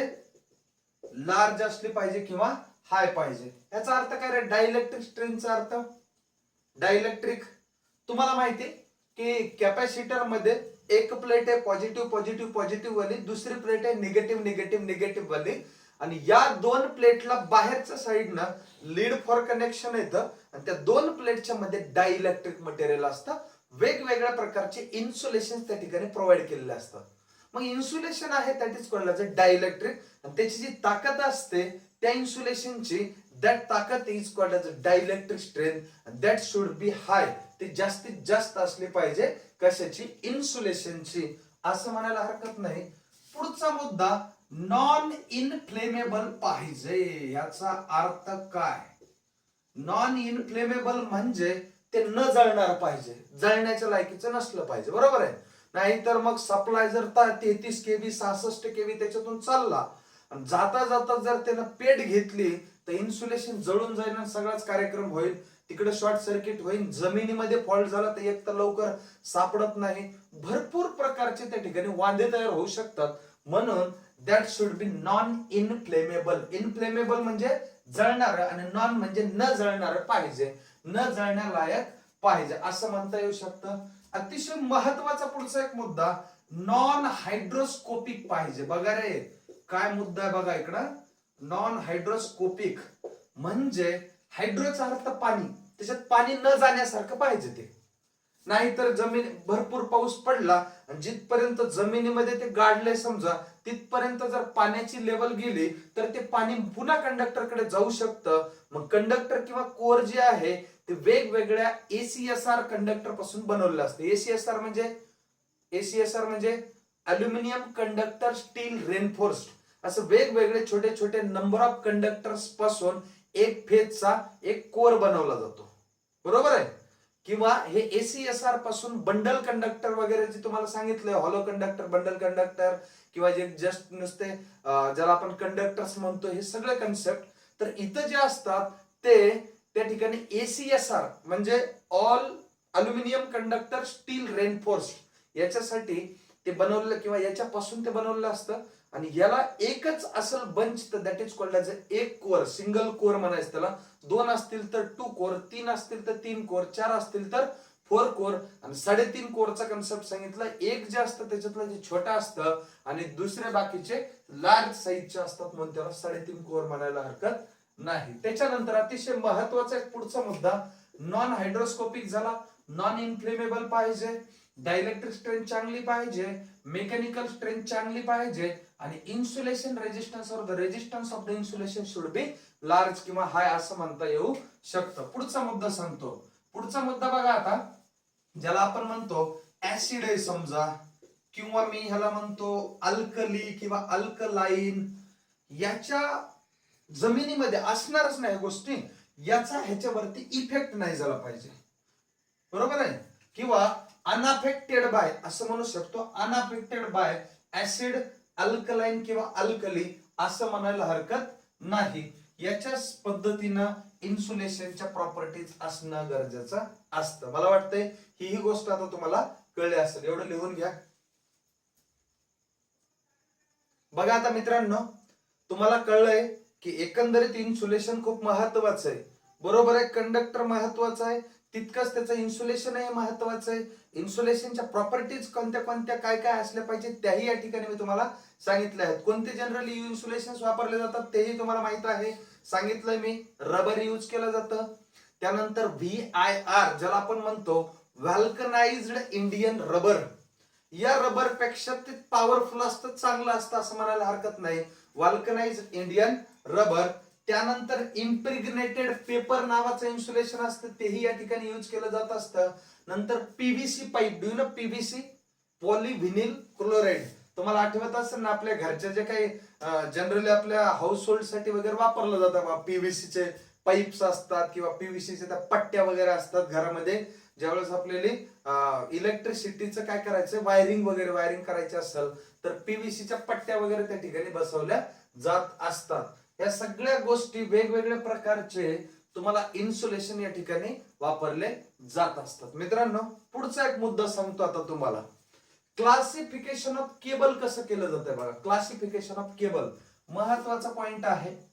बघा, मी तुम्हाला सांगितलंय की जनरली वापरतात 66 केबी पर्यंत क्लासिफिकेशन ऑफ केबल, त्याच्या पुढे सुद्धा वापरू शकतात, पण जनरली वापरला जातो 66 केबी पर्यंत. कारण सांगू का, तुम्हाला माहिती कॉपर आहे, अल्युमिनियम आहे, कंडक्टरच आहेत ना, दोघे इलेक्ट्रिसिटी ट्रान्समिट करतात, बरोबर आहे. Good conductor for the electricity असं म्हणू शकतो. गोल्ड आहे, गोल्ड सोन्याच्या तारा, त्याच्यातून सुद्धा करंट पास होतो. मग का वापरत नाहीत गोल्ड? मग काय होईल माहिती का, अभ्यास करायचं सगळं सोडून देऊन काय करतील लोक, वायर वायर जमा करायचं काम करतील. कारण काय, प्रत्येक वायर मध्ये जर सोन्याच्या तार आहेत गोल्डच्या, वापरू शकतो ना आपण, का नाही वापरत? The cost of the gold is very large. सोनं सोनं आहे ते सोनं, म्हणून वापरत नसतात, म्हणून वापरत नसतात. तसंच अंडरग्राऊंड केबल हे सुद्धा जे असतं ते सुटेबल असतं अप टू 66 केबी. मग यांचं क्लासिफिकेशन तुम्हाला माहित पाहिजे की लो टेन्शन केबल म्हणजे काय असतं, हाय टेन्शन केबल काय असतं, एक्स्ट्रा हाय टेन्शन केबल काय असतं, सुपर हाय टेन्शन केबल काय असतं, किंवा एक्स्ट्रा सुपर हाय टेन्शन केबल काय असतं, कुठपर्यंत रेंज असते, या सगळ्या गोष्टी तुम्हाला माहित असणं गरजेचं आहे. चला बघा, पहिला घेऊयात आपण त्याच्यातला मुद्दा, त्याला आपण म्हणतो लो टेन्शन केबल. पहिला बघा, लो टेन्शन केबल कुठपर्यंत वापरायचं आहे. दुसरा घ्या, हाय टेन्शन केबल, हाय टेन्शन केबल. चला मी त्यांच्या रेंज लिहून देतो तुम्हाला. तिसरा घ्या, सुपर हाय टेन्शन केबल. काय सांगतो मी, सुपर हाय टेन्शन केबल. बर, चौथा घ्या, एक्स्ट्रा सुपर हाय टेन्शन, एक्स्ट्रा सुपर हाय टेन्शन असं म्हणू शकतो, किंवा एक्स्ट्रा हाय टेन्शन सुद्धा म्हणायला हरकत नाही. एक्स्ट्रा सुपर हाय टेन्शन केबल. आणि शेवटी आहे बघा, नाही एक्स्ट्रा हाय टेन्शन, आणि पुढचा पाचवा आहे एक्स्ट्रा सुपर हाय टेन्शन. आता लक्षात घ्या मुद्दा, कोणता कुठपर्यंत वापरायचा क्लिअरच करून देतो ना point. Low tension cable up to 1 KV पर्यंत वापरतात. म्हणजे किती रे, 1 केव्ही म्हणजे 1000 वोल्ट म्हणायला हरकत नाही ना, बरोबर आहे. बर, हाय टेन्शन केबल कुठं वापरतात, अप टू 11 केव्ही पर्यंत वापरतात, म्हणजे 11000 वोल्ट पर्यंत वापरतात. बर, सुपर हाय टेन्शन केबल कुठं वापरायचं, 22 केबी ते 33 केबीच्या दरम्यान जर सप्लाय तुम्हाला घेऊन जायचंय तर वापरला जात असतो सुपर हाय टेन्शन केबल. त्याच्यानंतर एक्स्ट्रा हाय टेन्शन केबल कुठं वापरायचा, तर सरळ सरळ त्याच्या पुढं 33 केबी ते 66 केबी पर्यंत वापरला जात असतो. आणि शेवटी उरलं एक्स्ट्रा सुपर हाय टेन्शन केबल, म्हणजे बियॉन्ड तुम्ही 66 म्हणा किंवा बियॉन्ड 132 म्हणा, काही बी म्हणू शकतात. 66 केबी ऑब्लिक 132 केबीच्या पुढे वापरला जात असतो किंवा तिथपर्यंत वापरला जात असतो. दीज आर द क्लासिफिकेशन्स किंवा वेगवेगळ्या प्रकारचे केबल त्याला आपण म्हणू शकतो. तर अकॉर्डिंग टू कशावरून पडलेलं आहे, यांची रेंज किती आहे, कॅपॅसिटी किती आहे, याच्यावरून ह्याच्या काय पडलं, क्लासिफिकेशन पडलं, ह्याच्या टाइप्स पडल्या. लो टेन्शन, हाय टेन्शन, सुपर हाय टेन्शन, एक्स्ट्रा हाय टेन्शन आणि एक्स्ट्रा सुपर हाय टेन्शन याच्या रेंजेस तुम्हाला माहित असाव्यात म्हणून तुम्हाला या ठिकाणी मी लिहून सुद्धा दिल्या आणि समजून सुद्धा सांगितल्या. एवढं लिहून घ्या. बघा विद्यार्थी मित्रांनो, आपण वेगवेगळ्या कोर वरून सुद्धा जे काय आपला अंडरग्राउंड केबल आहे त्याचं क्लासिफिकेशन बघितलं होतं. Single core, 2 core, 3 core, 4 core आणि 3.5 कोर. ह्याच्यातलं आता आपल्याला काय करायचंय की कधी कधी एखाद्या वेळेस खूप रिअर ऑफ द रिअर केस मध्ये जर असा एखादा फॉर्म्युला विचारला समजा तर तो आपला चुकू नये म्हणून ते सुद्धा आपण डिस्कस करू. कंपल्सरी येतच नाही, येणाऱ्या गोष्टी मी तुम्हाला अगोदरच सांगितल्या, पण यदा कदाचित कुठं जर का आला तर तो आपला चुकू नये याच्यासाठी हेही 2 मुद्दे तुमचे क्लिअर करून देतो. बघा इकडं, insulation resistance of single core cable आणि दुसरा पॉइंट आहे capacitance of single core cable. पहिला मुद्दा लक्षात घ्या, insulation resistance of single core cable काय असतो. इन्सुलेशन रेजिस्टन्स आणि रेजिस्टन्स मध्ये फरक आहे. जो रेजिस्टन्स शब्द वापरतो ना आपण तो असतो कंडक्टर बद्दल, बरोबर आहे. आणि इन्सुलेशन रेजिस्टन्स जो शब्द असतो ना तो असतो त्या केबलचं जे इन्सुलेशन असतं त्याचा रेजिस्टन्स. आणि that should be very large. जेवढा जास्त असेल तेवढं चांगलं असतं असं म्हणायला हरकत नाही. बघा आता काय करू आपण समजून घेऊयात. समजा हे आहे तुमचं इन्सुलेशनची बाहेरचं, याला इन्सुलेशन म्हणा. हे जे मधलं दिसतंय ना दिस इज कॉल्ड कोर. किती कोर दिसतात रे असे, एकच कोर दिसते म्हणून ह्याला सिंगल कोर केबल म्हणायचं. म्हणून ह्याला काय म्हणायचं, सिंगल कोर केबल. हे आहे तुमचा मधली कोर. म्हणजे हे कोर जे आहे ह्याच्यामध्ये नंबर ऑफ बारके बारके छोटूशे असे चिल्लर कंडक्टर असणार. That is called as ACSR. त्याला काय म्हणतो आपण, ACSR म्हणतो. Aluminium conductor steel reinforced. हे अशा प्रकारच्या ह्याच्यात असतात. आणि किती इथे सिंगल आहे म्हणून ह्याचं नाव काय पडलं, सिंगल कोर केबल. आणि त्याचा कॅल्क्युलेट काय करायचं आपल्याला, इन्सुलेशन रेजिस्टन्स. मित्रांनो इन्सुलेशन रेजिस्टन्स IR ने दाखवा किंवा नुसत्या R ने दाखवा, काय हरकत नाही. आता काय होतं बघा, चुका काय करतात मुलं तेही मी क्लिअर करून देतो बरं का. आपल्याला माहिती असते की R is equal to rho into L/A, बरोबर आहे. What is L, length of conductor. What is A, area of cross section of conductor. आणि रेजिस्टन्स आणि लेंथ ऑफ कंडक्टर कसे आहेत रे, डायरेक्टली प्रोपोर्शनल असतात. कसे असतात, डायरेक्टली प्रोपोर्शनल. मग काय होतं, कधी कधी क्वेश्चन विचारतात, with the length of the conductor increases then what is the effect on the resistance of that conductor. उत्तर डोळे झाकून पोरं काय लिहितात, इनक्रीजेस. आणि ते 1000% बरोबर आहे 100 पैकी. कारण काय सांगायला बरं का, हे कंडक्टरचा रेजिस्टन्स लेंथ सोबत डायरेक्टली प्रोपोर्शनल असतो. कसं दिसतं, धडधड दिसतं. आता परीक्षेत क्वेश्चन थोडा ट्विस्ट करतात. If the length of wire increases then what is the effect on the insulation resistance. ऐका, इकडं वायर शब्द वापरला तर ते केबलही असू शकतं. आणि विचारताना त्यांनी विचारलाय इन्सुलेशन रेजिस्टन्स वर काय फरक पडल. इकडे बघा, insulation resistance is inversely proportional to length of the cable. बघा हा महत्वाचा मुद्दा आहे. कित्येकदा परीक्षेत क्वेश्चन येतो तो चुकतो. मी म्हणतोय फॉर्म्युला पूर्ण येऊ द्या, नाही येऊ द्या टेन्शनच घेऊ नका, पण कमीत कमी इन्सुलेशन रेजिस्टन्स हा लेंथला इनवर्सली प्रोपोर्शनल असतो, लक्षात ठेवा. इथं डायरेक्टली प्रोपोर्शनल असतो. हा नुसता रेजिस्टन्स आहे कंडक्टर वाला, कंडक्टरचा रेजिस्टन्स आहे तो, आणि हा इन्सुलेशनचा रेजिस्टन्स आहे. इथं डायरेक्टली प्रोपोर्शनल आणि इथं इनव्हर्सली प्रोपोर्शनल आहे. जर उद्या प्रश्नात आलं की रेजिस्टन्स वर काय फरक पडेल, लेंथ वाढली तर उत्तर आलं पाहिजे वाढल रेजिस्टन्स, आणि जर लेंथ वाढली तर इन्सुलेशन रेजिस्टन्स वर काय फरक पडेल, ते कमी होईल, हे उत्तर असलं पाहिजे. रिझन काय, insulation resistance is inversely proportional to length of the cable and आपला general conductor resistance is directly proportional to the length of the wire or the length of the conductor, असं म्हणायला हरकत नाही.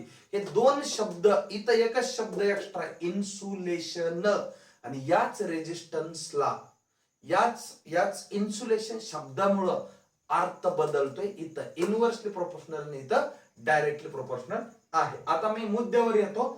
हेडिंग आहे insulation resistance of the single core cable. काय आहे formula, row divided by 2 pi L into LN. याला log सुद्धा म्हणू शकतात तुम्ही, LN म्हणा किंवा लॉग म्हणा, काय हरकत नाही. काही ठिकाणी हे लॉग सुद्धा येऊ शकतं. मी काय करतो, मी इकडं ह्याला असं राऊंड करून इथं लॉग लिहू शकतो. लॉग ई लिहा किंवा लॉग, बरोबर आहे, लॉग म्हणा किंवा लॉग ई म्हणू शकतात, बरोबर आहे. चला, R2 divided by R1. R2 आणि R1 भानगड काय सांगतो. R1 is the radius of that particular core of the conductor, बर का.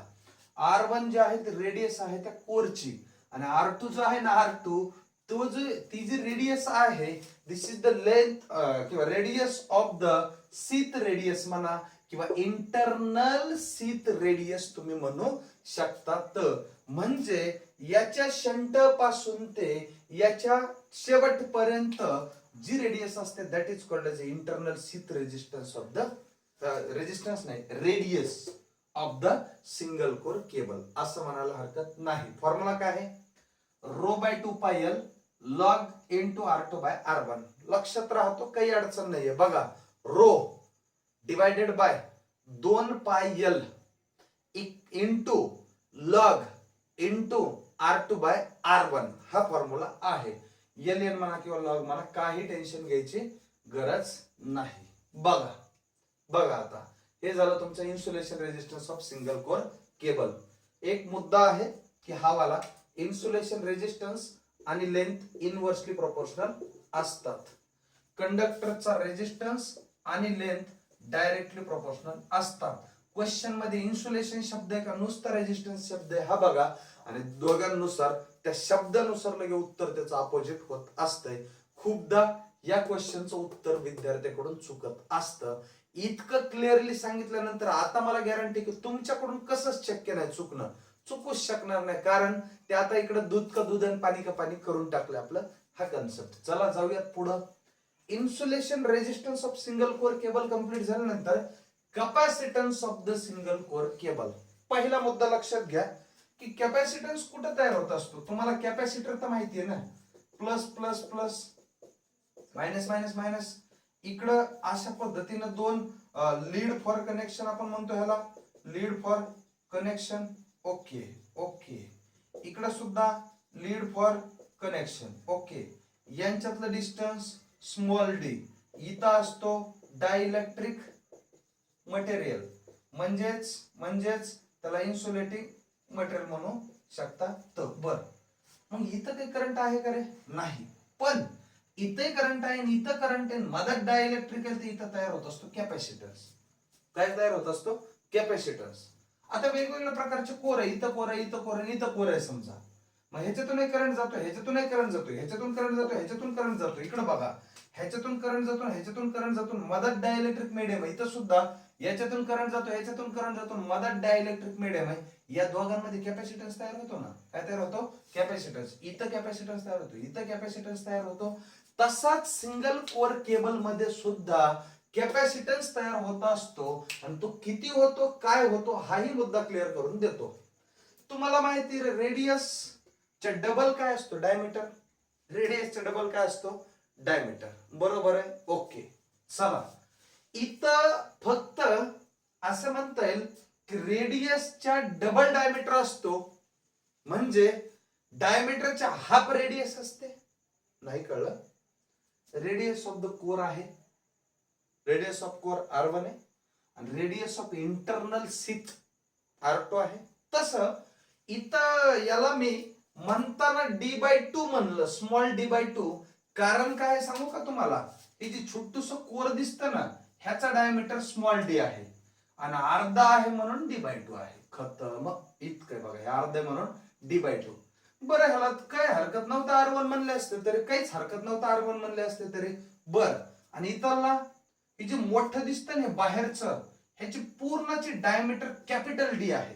पूर्णचं डायमीटर काय आहे, पूर्ण डायमीटर कॅपिटल D, पण हे अर्धच घेतोय, अर्ध, म्हणून कॅपिटल D/2 घेतलं, कॅपिटल D/2 घेतलं. बर, हे का बरं असं केलं सांगू का तुम्हाला.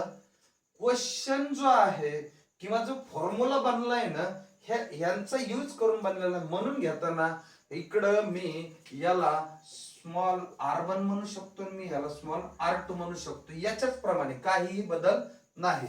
C is the capacitance, epsilon R is the permittivity किंवा त्याला आपण रिलेटिव्ह परमिटिव्हिटी म्हणतो. L is the length of the cable. हे बरच मोठे डेरिवेशन आहे. फायनल फॉर्म्युलाच महत्वाचा आहे एक्झाम्पल साठी वगैरे, म्हणून फक्त डायरेक्ट फॉर्म्युला घेतोय. 41.4 log 10 capital D/D into 10⁻⁹ F is the farad. Farad is the unit of the capacitance. काय काय त्याच्यातले जे अननोन्स दिसतात ते, C is the capacitance, epsilon R is the relative permittivity, L is the length of the cable, capital D is the diameter of the internal sheath. हे diameter, हे पूर्ण D म्हणजे ह्याचे डायमीटर, पण हाफ आहे म्हणून D/2 घेतलं. Okay, चलो पुढचं. Small d is the diameter of conductor. Small d ह्याचं डायमीटर, छोट्या कंडक्टरचं किंवा त्याला आपण केबलचा, त्या कोरचं म्हणू शकतात, कोरचं डायमीटर स्मॉल d आहे, पण ते हाफ आहे म्हणून D/2 घेऊन टाकलं. In this way insulation resistance आणि capacitance of single core cable successfully completed. ऐका काय काय सांगितलं मी. सिंगल कोर केबल म्हणजे कळलंय, एकच त्याच्यात कंडक्टर आहे. ओके, पण तो कंडक्टर एक जरी असला तरी तो नंबर ऑफ ACSR कंडक्टर पासून म्हणला बरं का, बरोबर नुसतं एकच टप्पू नसतो, बरोबर आहे. हॉलो एकच सिंगल नसतो. ACSR आठवतंय ना, शिकवलंय मी, बरोबर आहे. अल्युमिनियम कंडक्टर स्टील रेनफोर्स्ड म्हणजे कंडक्टर साठी यूज केला अल्युमिनियम, आणि मेकॅनिकल स्ट्रेंथ किंवा टेन्साइल स्ट्रेंथ वाढवण्यासाठी यूज केलं स्टील. त्याचं नाव पडलं ACSR, aluminium conductor steel reinforced. आणि याचा एक बंच बनवला, त्या बंचला सिंगल कोर म्हणलं. त्या बंचला कुठे गेला, सिंगल कोर म्हणलं.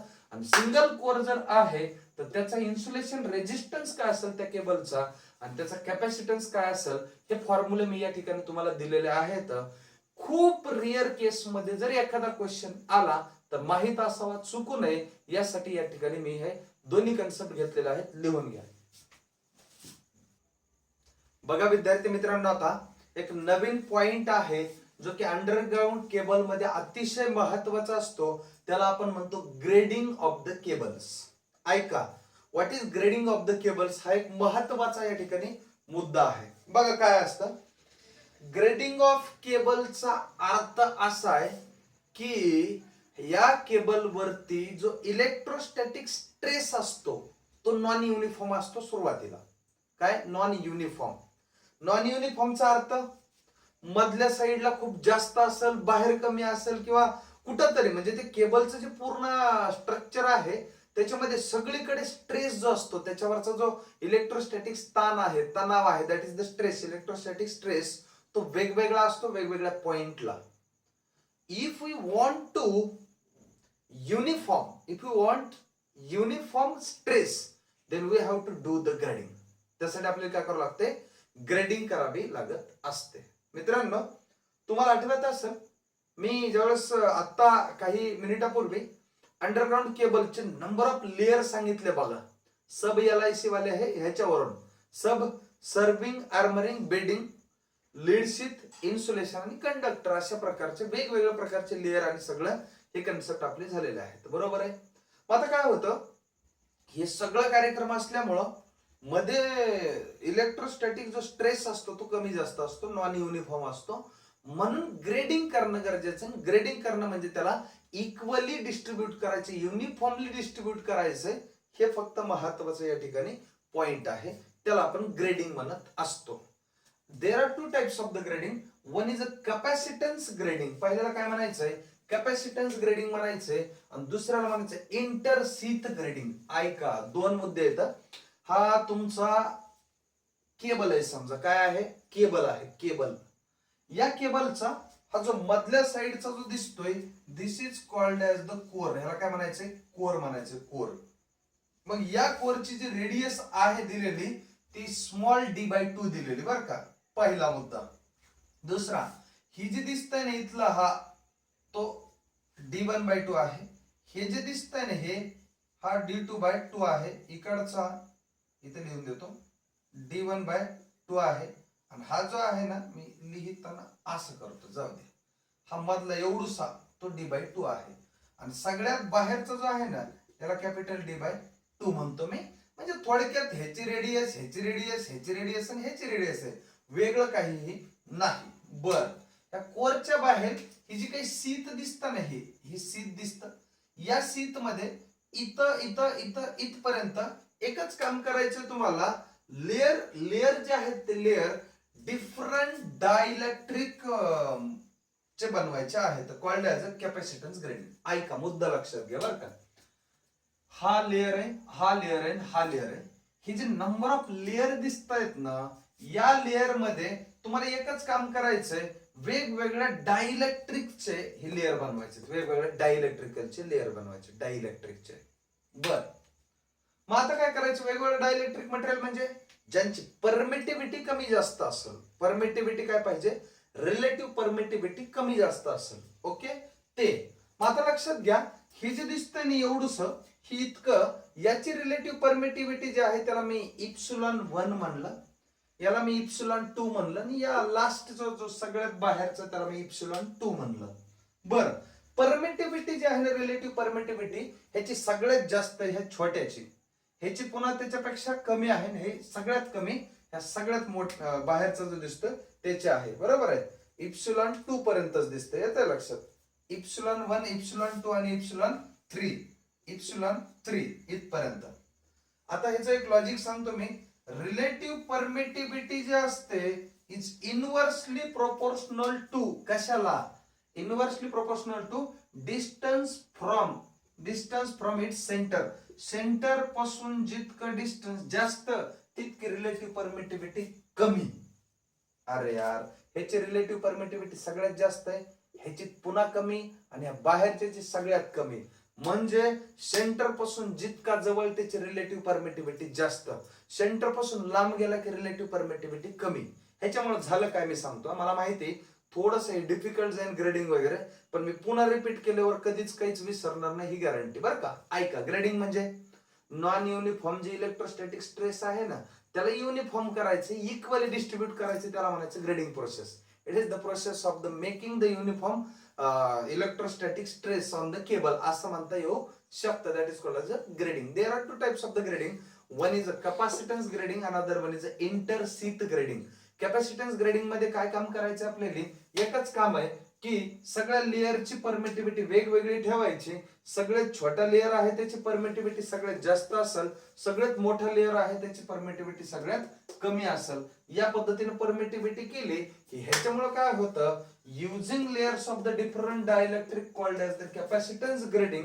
वेगवेगळ्या परमिटिव्हिटीचे डायइलेक्ट्रिक यूज करून त्याला म्हणायचं कॅपॅसिटन्स ग्रेडिंग. आणि ते किती असतं? तर काय असतं?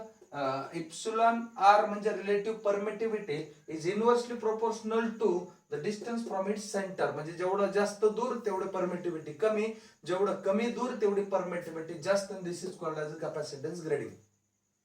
क्वेश्चन काय येऊ शकतो? कॅपॅसिटन्स ग्रेडिंग म्हणजे काय? डिफरंट इलेक्ट्रिक मटेरियलचे लेअर बनवायचे, त्याला म्हणायचं कॅपॅसिटन्स ग्रेडिंग. खलास. सगळ्यात छोट्याची परमिटिव्हिटी जास्त, सगळ्यात मोठ्याची परमिटिव्हिटी कमी. हा एक मुद्दा लक्षात ठेवायचा.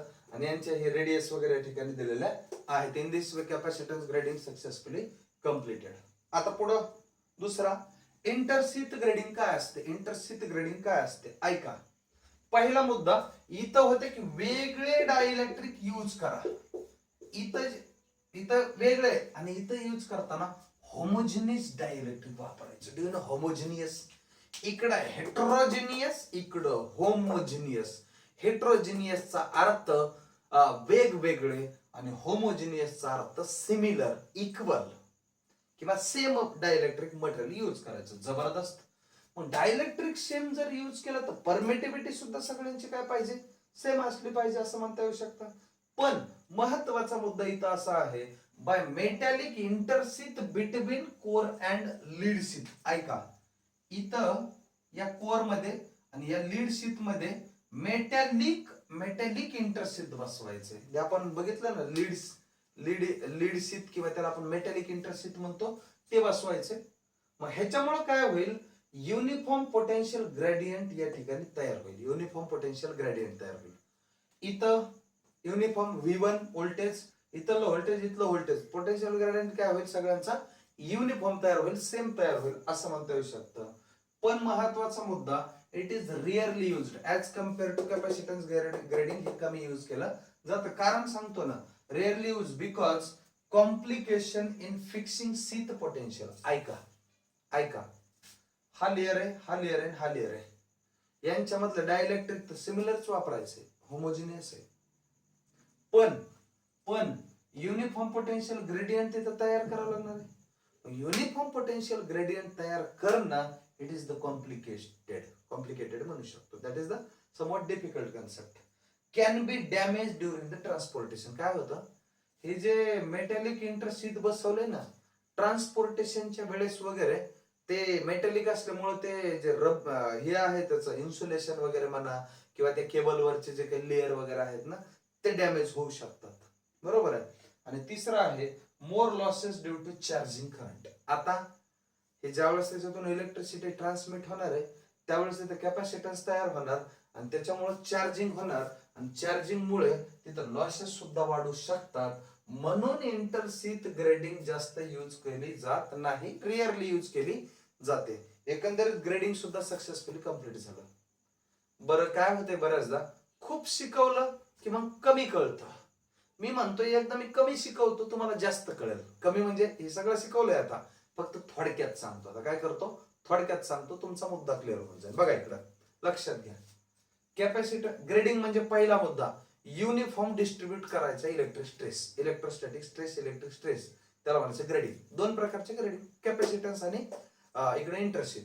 कॅपॅसिटन्स ग्रेडिंग मध्ये प्रत्येक लेअर मधला डायइलेक्ट्रिक मटेरियल वेगवेगळे यूज करायचे. इकडे यूज करताना सिमिलर यूज करायचे, हेट्रोजिनियस यूज करायचे, होमोजिनियस यूज करायचे. काम ओके, खलास.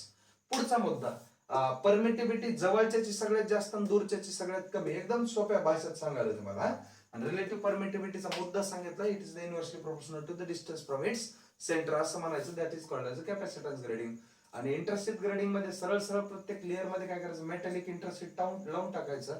पण प्रॉब्लेम होतो त्याच्यामुळे की फिक्सिंग ऑफ, ज्याला आपण म्हणतो कॉम्प्लिकेशन इन फिक्सिंग शीथ पोटेन्शियलचं, त्याला तिथे कॉम्प्लिकेशन्स आहेत, डॅमेज होऊ शकतो ट्रान्सपोर्टेशनच्या वेळेस आणि लॉसेस जास्त असतात. म्हणून इंटरशीथ ग्रेडिंग हे कमीत कमी वापरलं जात असतं. एवढं लिहून घ्या व्यवस्थित ग्रेडिंग. बघा मित्रांनो, आता हे सगळा कार्यक्रम झाल्यानंतर अतिशय महत्वाचा एक पॉइंट पुन्हा केबल मध्ये येतो. त्याच्यात नेमके फॉल्ट होत असतात. फॉल्ट बघा इकडं, पहिला प्रकार आहे त्याच्यातला, किंवा मी त्याला हेडिंग टाकतो अगोदर पहिले तर, टाइप्स ऑफ केबल फॉल्ट्स. ऐका, आता ते नेमकं प्रॉब्लेम काय होतो? जमिनीत अंडरग्राउंड केबल टाकले की 3 प्रकारचे फॉल्ट होऊ शकतात. किती प्रकारचे? 3 प्रकारचे. त्याच्यातला पहिला फॉल्ट आहे त्याला म्हणायचं ओपन सर्किट फॉल्ट. आता तुम्हाला ही माहित आहे, ओपन सर्किट फॉल्ट. दुसरा फॉल्ट आहे, दुसरा फॉल्ट मी लागलं तर काय करतो, इकडे लिहून देतो. दुसरा फॉल्ट आहे आपला short circuit fault.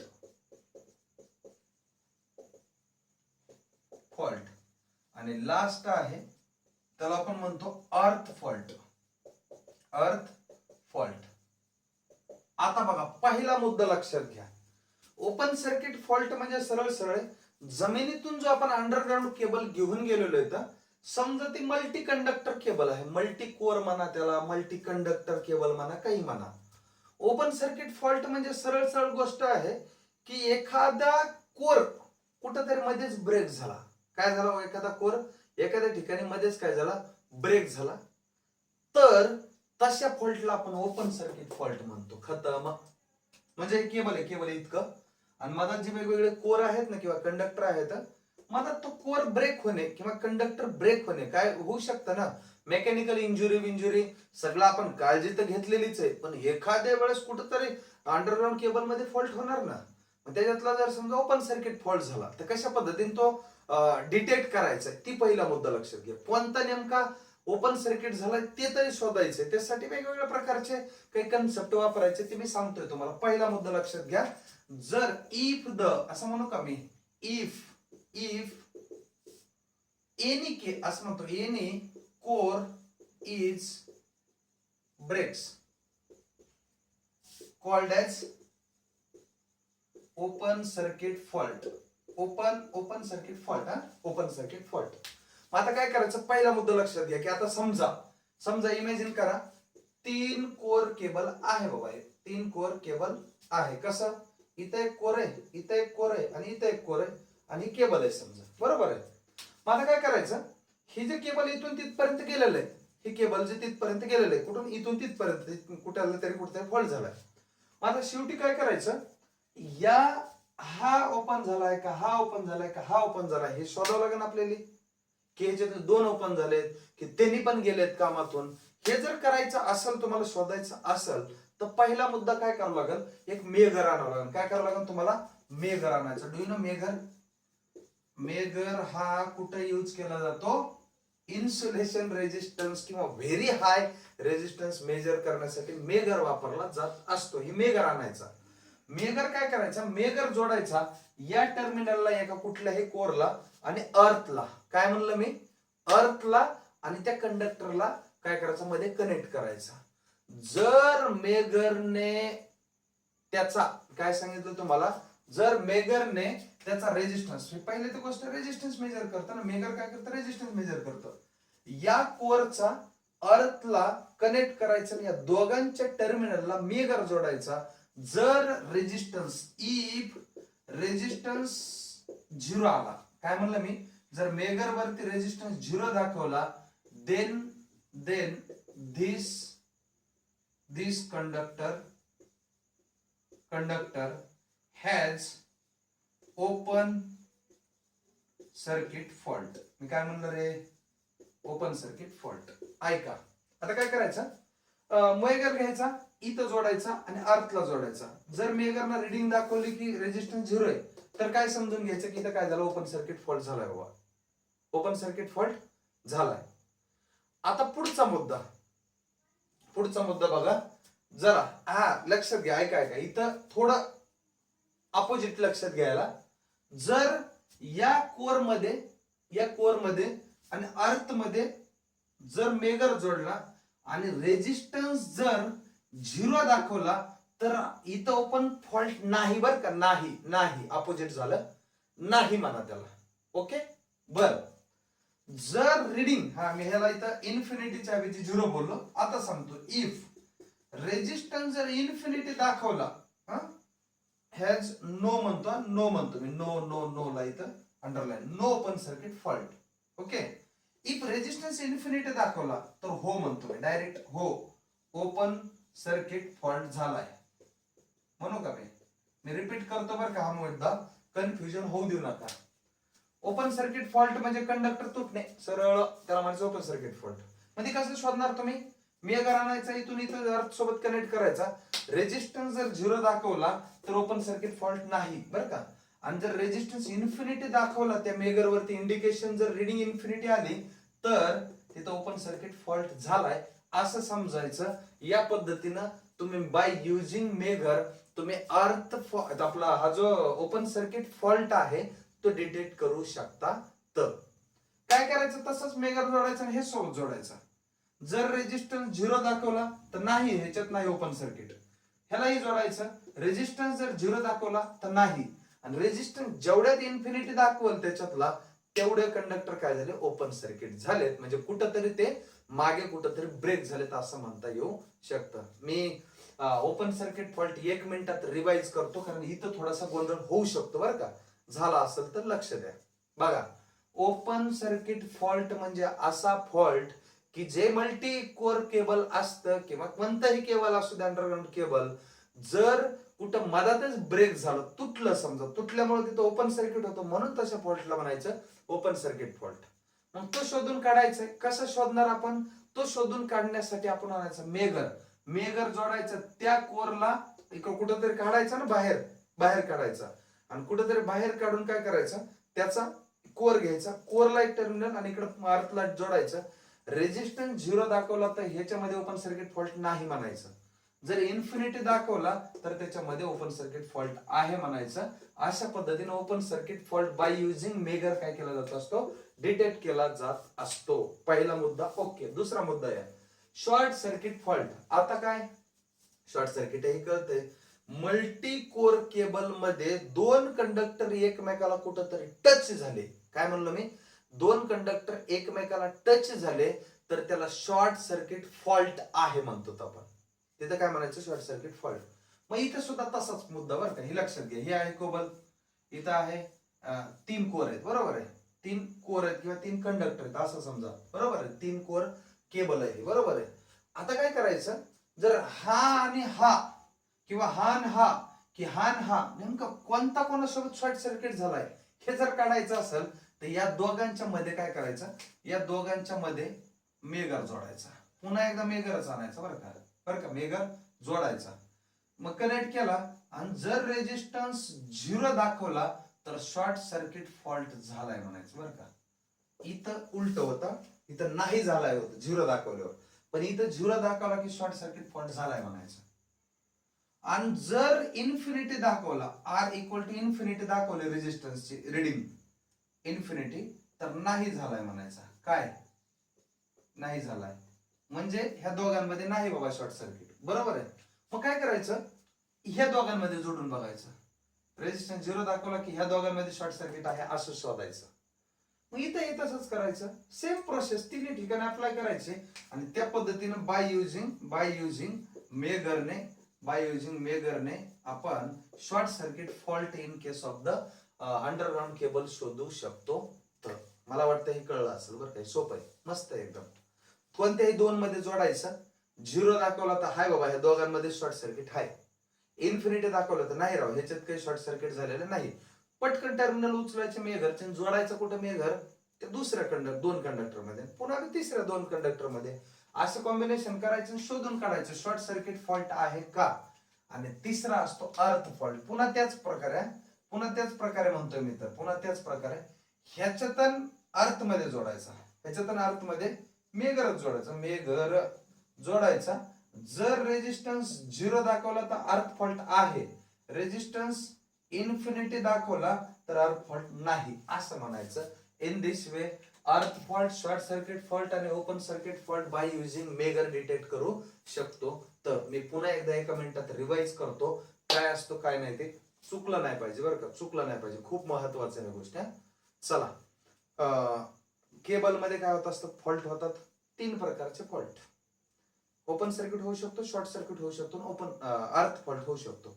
Open circuit मध्ये कंडक्टर आणि अर्थ मध्ये जोडायचा. रेजिस्टन्स 0 दाखवला तर नाही बाबा ह्याच्यात ओपन सर्किट नाही, ओके. आणि ह्याच्यात जर इन्फिनिटी दाखवला तर मग मात्र ह्याच्यात आहे, ओपन फॉल्ट झालाय असं म्हणू शकतात. इथल्या बाबतीत रेजिस्टन्स 0 दाखवला तर शॉर्ट सर्किट फॉल्ट आहे. कोणत्याही दोघांमध्ये जोडून बघायचं. इन्फिनिटी दाखवला तर नाही झालाय, काय शॉर्ट सर्किट नाही झाला तो, बरोबर आहे. किंवा हे दोघं नाही झाले, हे दोघं नाही झाले, किंवा हे दोघं नाही झाले, किंवा हे कोणते दोघं झाले ते कसं शोधायचं, बाय युजिंग मेगरच्या रिडिंग नुसार. आणि अर्थ फॉल्ट मध्ये सुद्धा याच्यातून अर्थ मध्ये जोडायचा. जर 0 जर दाखवले बाबा रिडिंग तर इथं फॉल्ट झालाय. अर्थ फॉल्ट म्हणजे हा कंडक्टर अर्थ सोबत कुठंतरी टच झालाय असं म्हणता येतं. आणि हे तर जर इन्फिनिटी दाखवले, इन्फिनिटी ह्याच्यातून अर्थ मध्ये, तर मग म्हणायचं की नाही ह्याच्यात अर्थ फॉल्ट झाला. इन दिस वे 3 प्रकारचे फॉल्ट बाय युजिंग मेगर आपण डिटेक्ट करू शकतो. तर कळलंय हे सगळं काही, बघा लिहून घ्या एवढं.